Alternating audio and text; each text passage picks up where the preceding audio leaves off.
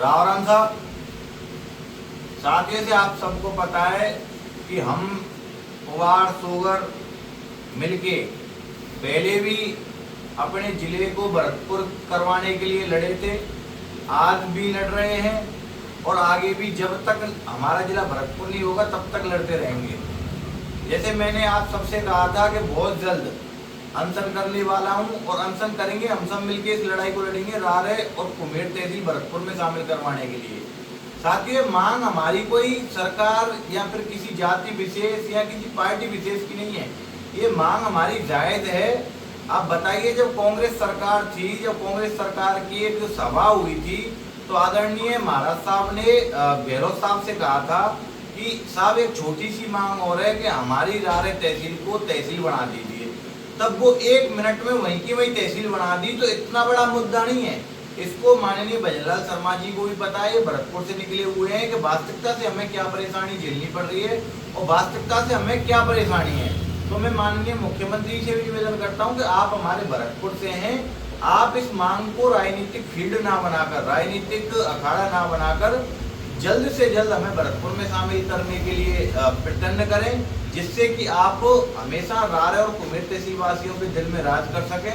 ये मांग आप बताइए, जब हम 4 किलोमीटर की दूरी, हमारे बगल का गांव अड़चन नगरा वो भरतपुर में है, सामने वाला गांव तुहिया वो भरतपुर में है, त्योंगा भरतपुर में है, जगीना भरतपुर में है, हमारे चारों तरफ के गांव सब भरतपुर में है। लेकिन एक हमारे उबाड़ सोगर और रारे तहसील के जितने भी गांव में वो सब डीग जिले में फेंक दिए, और तो और हमारा थाना भी उद्योगनगर छोड़ के हमें कुम्हेर भेज दिया। आप बताइए कितनी समस्याओं का हमें सामना करना पड़ रहा है। हमारी बहन बेटी एग्जाम देने सीकरी, कामा, नगर इधर इधर इतनी दूर जाके उन पर गलत कमेंट्स होती हैं, हमारी बाइक डेली चोरी हो रही है। हर एक पेपर, जो हमारा पेपर पहले हमारे बगल के गांव तुहिया में आता था, भरतपुर के किसी कॉलेज में, स्कूल में आता था, और आज हमारा एग्जाम सीकरी और पहाड़ी और नगर के लिए हमें देने जाना पड़ रहा है, जो कि 70 और 60-70 किलोमीटर की दूरी पे। तो कई निम्न समस्या, और ऐसी कोई बस का भी रूट नहीं है, ऐसा तुम्हारा सड़क भी नहीं है ठीक से कि हम वहाँ पहुँच पाए।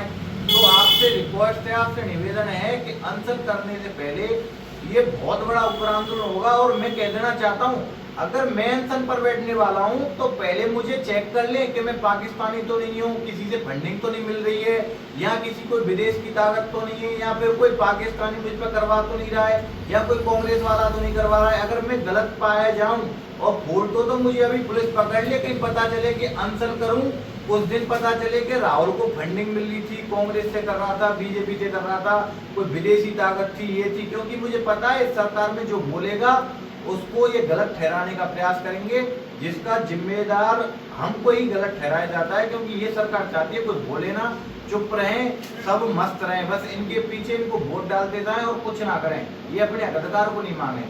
हम अपने जिले के लिए लड़े हैं और लड़ेंगे और लड़ते रहेंगे जब तक हमारा भरतपुर जिला नहीं। हमारा जिला वापस दो, हमारा जिला वापस दो, हमारा जिला वापस दो, हमारा जिला वापस दो।